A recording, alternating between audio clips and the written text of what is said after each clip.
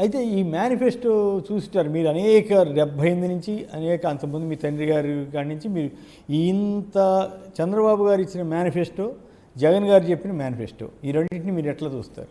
జగన్ గారు పేదల యొక్క ఆకలి తీర్చడం కోసం, పేద ప్రజల యొక్క పిల్లల్లో జీవితాల్లో వెలుతురు కోసం చేసే ప్రయోగం సార్.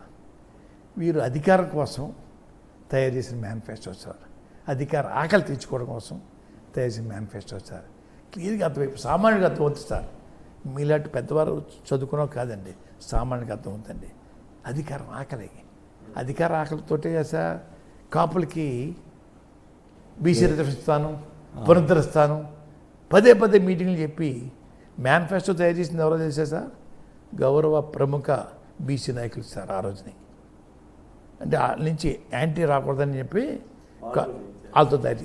ఇప్పుడు మరి అది కాపుల రిజర్వేషన్ ఏదో చంద్రబాబు ఇస్తానన్నాడు, జగన్ ఇవ్వనన్నాడు, అయినా కూడా మద్దతు ఇస్తున్నారు మీరు, హరిరామ జోగయ్య అన్నట్టుగా మాట్లాడుతున్నారు. నేను చెప్పాను మీ ఇద్దరిని అవమానించాడు కదా ఆయన, హరిరామ జోగయ్య. మామూలు కాదండి, హరిరామ జోగయ్య కొంతకాలం మోసాడు ఆయన్ని.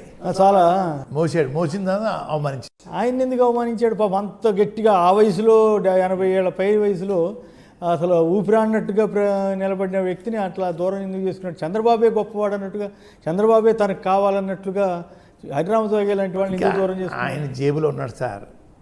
చంద్రబాబు నాయుడు గారు సంఖలో ఉన్నాడు సార్. ఆయన పవన్ కళ్యాణ్ గేమ్ మాట్లాడలేడు సార్.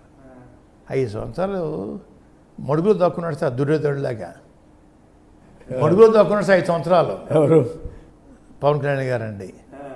చంద్రబాబు నాయుడు గారు మడుగులో దాక్కున్నాడు సార్. ఓకే. ఒక్కరోజు కూడా కాపు ఉద్యమంలో ఏమవుతుంది, ఏంటి అవమానాలు, ఏంటి ఇలాంటి జాడ్జి, ఈ కేసు పెట్టమేంటి ఎప్పుడు అడగలేదు సార్. సానుభూతి కూడా లేదు సార్. ప్యాంట్ వేసుకోవడం క్యాడ్ లేకంటే పవన్ కళ్యాణ్ గారికి లింగితో వచ్చి చూడతారు. చంద్రబాబు గారు పిలిచాడు, పిలిచి వచ్చి చూడతారు. సపోర్ట్ అండి.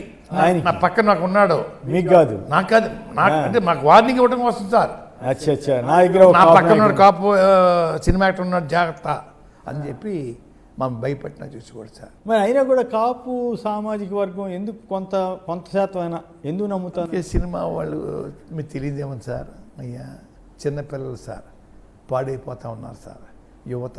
అసలు పవన్ కళ్యాణ్లో ఒక విధానం కానీ, ఒక సిద్ధాంతం కానీ, ఒక విజ్ఞానం కానీ ఉన్నట్లు మీకు ఎప్పుడైనా కనిపించాయి? ఉంటే ఆవేశం ఉద్రేకం ఎందుకు వస్తాయి సార్? ఏం లేవు సార్.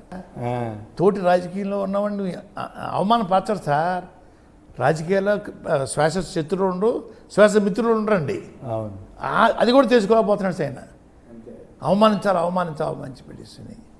మరి ఇప్పుడు ఈ పిఠాపురంకి వచ్చేసరికి ఎట్లా ఉంటుంది రాజకీయం? ఆయన ఏ రకంగా జనంలోకి వెళ్ళగలుగుతున్నాడు, ఏ రకమైన ఆదరణ పొందుతున్నాడు? మరోవైపు వంగాగీత గారికి మీలాంటి వాళ్ళంతా సపోర్ట్ ఇస్తున్నారు.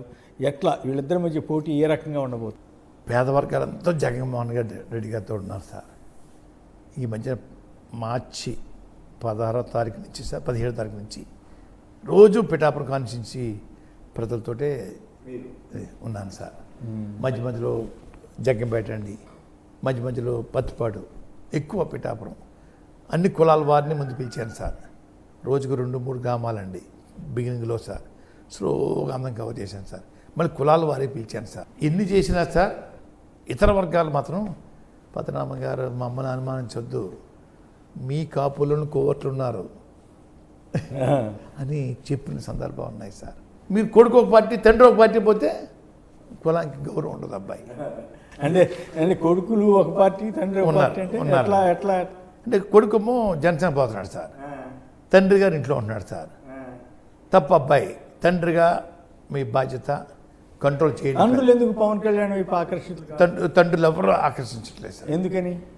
ఏటో పిల్ల చేష్టలు చూసి ఇప్పుడు కదండి, అప్పటి నుంచి ఎవరు కూడా మరి 20 సంవత్సరాల కుర్రోళ్ళు తప్ప సార్, పెద్దవాళ్ళు పెద్దగా ఎవరు లేరు సార్. ఈ వంగాగీత గారు అనేక డిగ్రీలు చదివి చాలా మంచి ఉన్నతమైనటువంటి చదువు చదువుకుని ఉన్న లాయర్గా ఇట్లా అనేక 30-40 ఏళ్ళుగా రాజకీయాల్లో సాగుతున్నారు. కానీ ఈయన వచ్చేమో రాజకీయాల్లోకి రావడమే చంద్రబాబును సపోర్ట్ చేయడానికి వచ్చినట్టుగా పోటీ చేయలేదు సార్. ఇంకోసారి ఏమో ఆయన కోసం అన్నట్టుగా వేరే చంద్రబాబు నాయుడు గారి కోసమే వచ్చేస్తా ఆయన. అంతేనా? అంతే అండి. వాళ్ళిద్దరి మధ్య ఉన్న బంధం ఏమిటి? బంధం తెలియదే ఉందండి, సూట్ కేసు బంధం అండి, ఇంకేముందండి. మరి 2 చోట్ల ఎందుకు ఓడిపోయాడు కిందసారి? ఆ విషయం మీద ఆయన ఎప్పుడు ఆత్మపరిశీలన చేసుకోవడం, చేసుకోండి, ఆ తర్వాత పార్టీ చేసుకోనండి. ఆ పనిచేసిన కార్యకర్త కూడా పరకంపు లేవు సార్. అంతే. భీమారం కానీ గాజుబాగ్ కానీ ఏమీ లేవు సార్. ఈ బతుకున్నావా చచ్చావా ఏంటి ఏమి ఉండదు సార్. ఇంకా మళ్ళీ 3వ కాన్స్టిట్యున్సీ ఇక్కడ పిఠాపురం పరిస్థితి కూడా అంతే. అంతే, ఏం అనుమానం లేదు సార్. వీరు జ్వరం వస్తే హైదరాబాద్ పోతున్నారు సార్, కడుపులో పోతే విజయవాడ పోతున్నారు తగిన. పవన్ కళ్యాణ్ అడిగి ఎవరు అడగరు ఆయన్ని, ఎందుకు జ్వరం వస్తే అడగడానికి అవకాశం ఇస్తే కదా సార్. కొన్ని లక్షల మంది జీవిస్తున్నారు. అడిగే అవకాశం ఇవ్వరు కదా సార్.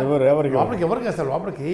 దాని చుట్టూ ఉన్న పిల్లల్ని వాళ్ళందరినీ మీరు గంజాయి తాగుతున్నారు, గంజాయి తాగమాకండి, అసలు ఎట్లా ఎవరు తాగినా తాగిపోయినా ఈయన గంజాయిని ప్రచారం చేయటం, తూర్పుగోదావరి జిల్లా ప్రజలు యువకులు అంత ఆ రకంగా వాళ్ళని అవమానించడం కరెక్ట్ కదా సార్.